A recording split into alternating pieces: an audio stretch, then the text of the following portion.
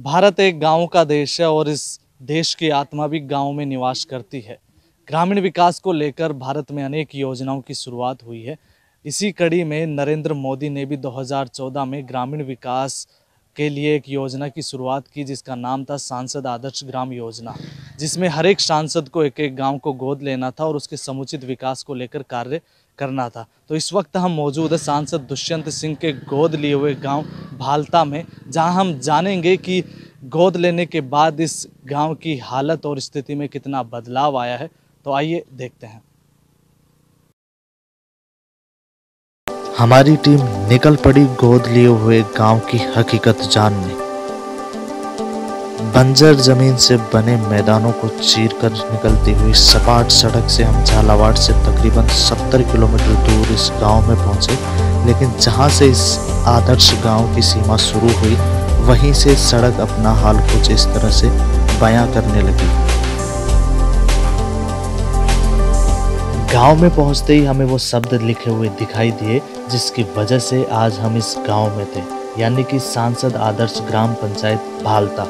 भालता ग्राम पंचायत में लगभग 5000 लोग रहते हैं। भालता गांव में एक प्राथमिक स्वास्थ्य केंद्र है जिसमें गांव वाले अपनी बीमारियों का इलाज करवाते हैं। गांव में एक सेंट्रल बैंक ऑफ इंडिया की शाखा भी है। इसकी खास बात यह है कि भालता गांव में ये बैंक सांसद के गोद लेने के बाद आया है। साथ ही यहाँ सहकारी बैंक की शाखा भी है जिसका आगमन भी सांसद के गोद लेने के बाद ही हुआ है। इन सब के होने के बाद आइए जानते हैं गांव वालों से ही कि गांव में क्या क्या समस्याएं हैं और सांसद द्वारा गोद लेने के बाद इस गांव के हालातों में कितना बदलाव आया है। हमारे गांव में मुख्य रूप से यातायात की सारी सुविधाएं हैं। रोड बिल्कुल टूटे हुए हैं। यहाँ पे रोडों का कोई मतलब बुरी तरह से कम 10 साल हो गए, मैं ये ढंग से रिपेयर भी नहीं हो पाता है। इसके अलावा चिकित्सा व्यवस्था बिल्कुल चरमरा रही है यहाँ पे। यहाँ पर न तो डॉक्टर है, न कंपाउंडर है, न सरकारी हॉस्पिटल। एक तरह से सारा वो पीपी मोड पे दे रखा है। 5-7 साल से ये बिल्कुल जो नदारत है अस्पताल। इसके अलावा और कुछ बैंक की सहकारी बैंक यहाँ से 2 साल से खुला हो, मगर अभी तक यहाँ पर कोई मैनेजर नहीं बैठता। एटीएम की यहाँ बिल्कुल सुविधा नहीं है। तो फिर यहाँ पर लोगों को 10 रुपये दे करके 1000 रुपये इन्हें जो लगा रखे हैं ना, यहाँ पर ये मित्र वाले जो भी है, इनको 1000 रुपये के बदले 10 रुपये देने पड़ते बेचारे गरीब लोगों को। इस प्रकार जूझ रहा है। यहाँ पर जो है रोडवेज बसें बिल्कुल न तो आ रही है न जा रही है। झालावाड़ डिस्ट्रिक्ट से बिल्कुल कनेक्ट कटा हुआ गांव है बिल्कुल ही। आप लोग कैसे जाते हैं? फिर क्या हमारे पर्सनल व्हीकल से जाते हैं।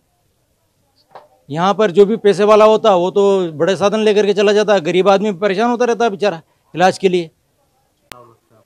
कुछ बदलाव है, जैसे गांव में सीसी वगैरह रोड बढ़ गई, इसकी सुविधा हो गई तो लोगों को राहत है। कीचड़ वगैरह में बारिश में तकलीफ नहीं होती है। लेकिन यहाँ की सबसे बड़ी समस्या है, अगर किसी को, मुझे भी या आपको भी, यहाँ से अगर डायरेक्ट आपको कोटा जाना है तो आपको कम से कम 6 घंटे का रास्ता तय करना पड़ेगा, जबकि कोटा जाने के लिए कम से कम 3 घंटे में आदमी पहुँच सकता है। ना यहाँ किसी रोडवेज की व्यवस्था है, ना कुछ है। सांसद आदर्श ग्राम है लेकिन व्यवस्था नहीं कुछ है। अभी यहाँ हमारे पड़ोस में एक बैंक है, ग्रामीण बैंक। पिछले 2 साल से वो कागजों में तो चल रही है, लेकिन वैसे यहाँ कोई बैठता नहीं है। कभी स्वीपर आता है, वो सफाई करके चला जाता है। युवा आप है तो युवाओं के लिए उन्होंने कुछ खास किया? नहीं, युवाओं के लिए कुछ भी, यहाँ रोजगार के तो सब बेरोजगार हैं युवा, जो पढ़े लिखे हैं या जो भी हैं। नया कोई रोजगार के लिए कुछ नहीं है। बालचंद जोशी। गांव की क्या मुख्य समस्या? गांव की सबसे बड़ी समस्या है बेरोजगारी की। इस क्षेत्र में लघु कुटीर उद्योग नहीं पनप पाए हैं। ये पनपे तो लोगों की क्रय शक्ति बढ़े। लोगों की क्रय शक्ति बढ़े तो लोगों में अपनी क्षमता का विकास हो। चूँकि इस क्षेत्र में बेरोजगारी बहुत कुछ है, तो बेरोजगारी के ऊपर किसी का ध्यान नहीं, किसी सरकार का। कोई भी सरकार, तो बेरोजगारी जब तक नहीं मिटेगी तब तक लोगों का मतलब डेवलपमेंट नहीं हो पाएगा। इसके अलावा दूसरी जो समस्या है वो है मतलब यातायात की। गवर्नमेंट की तरफ से यातायात पर कोई ध्यान नहीं दिया जा रहा है। यहाँ से जो हमारा जिला मुख्यालय है, मुझे कभी कभी एक आध रोडवेज चल पाती है, बाकी तो सब प्राइवेट वाहन चलते हैं। प्राइवेट वाले की अपनी मनमानी करते हैं। कभी उनकी बारात में चलेगी गाड़ी, कभी कहाँ चलेगी, कभी उन्होंने ब्रेक लगा दिए, तो उससे क्या कि लोगों को बराबर आवागमन का साधन नहीं मिल पाता है। हमारी तहसील और एसडीएम और पंचायत समिति क्षेत्र इकलेरा है, भालता से इकलेरा तक मतलब कोई सीधा साधन नहीं है। इसके भी लोगों को काफ़ी मतलब परेशानी है।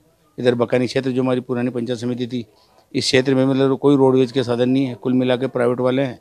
तो छोटी बसें वो भी क्या नंबर 2 में चला रहे हैं, कभी चल जाए कभी नहीं चल जाए, छकड़ा गाड़ियाँ। और इसके अलावा क्या है कि जो हमारे यहाँ चिकित्सा सुविधा है, जो गवर्नमेंट की सुविधा थी, इन्होंने क्या कि उसको पब्लिक गवर्नमेंट पार्टनरशिप पे दे दी, उसमें लोगों को सुविधा नहीं मिल पा रही है। जो चिकित्सा लोगों को मिलना चाहिए, जो सुविधा लोगों को मिलना चाहिए, लोग उसकी तरफ से हताश है। छोटे छोटे मतलब बीमारी के लोग झालावाड़ या इकलेरा बकते हैं, यहाँ वो चिकित्सा सुविधा मुहैया नहीं हो पा रही है।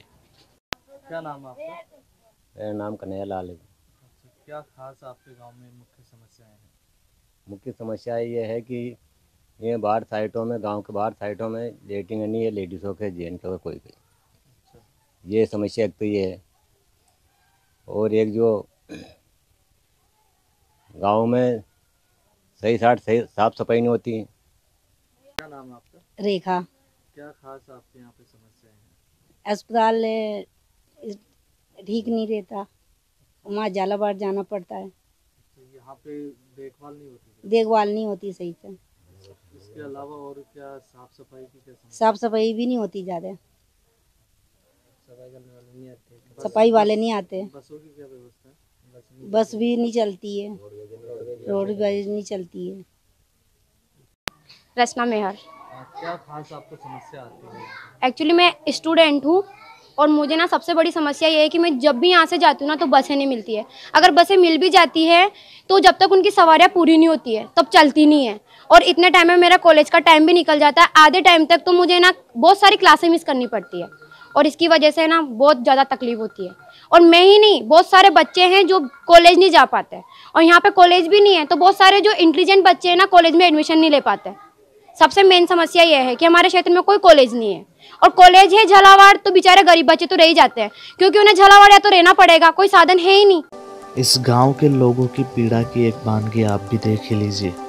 क्या बुजुर्ग और क्या महिलाएं, सभी रोडवेज बसों के अभाव में प्राइवेट बसों के ऊपर चढ़कर अपनी जान जोखिम में डालते हुए सफ़र करने को मजबूर हैं। गांव का ये प्राथमिक स्वास्थ्य केंद्र भी आधे समय बंद ही रहता है, जिसके कारण मरीजों को अधिकतर मौक़ों पर तो झालावाड़ भेजना पड़ता है। नज़र आ रही ये भीड़ सरकारी अस्पताल की नहीं बल्कि प्राइवेट मेडिकल के बाहर की है, क्योंकि अस्पताल तो ज़्यादातर समय बंद रहता है, जिसके कारण लोग मेडिकल पर से महंगी दवाइयाँ लेने को मजबूर हैं। गांव में सहकारी बैंक की शाखा को खुले हुए 2 साल हो गए, लेकिन अब तक मैनेजर की नियुक्ति नहीं हो पाने के कारण कुछ भी कामकाज शुरू नहीं हो सका है। ऐसे में राज्य सरकार द्वारा की गई कर्ज माफ़ी का लाभ उठाने के लिए भी किसानों को 30 किलोमीटर दूर बकानी कस्बे में जाना पड़ता है।